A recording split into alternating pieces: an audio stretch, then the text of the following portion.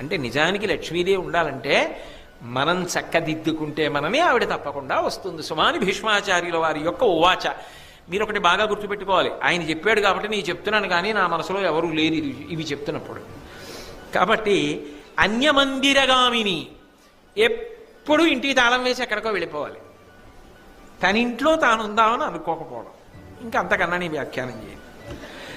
అధిక నిద్ర అయిన మానిని, ఎప్పుడూ నిద్రే, ఎప్పుడూ పడుకోవడమే.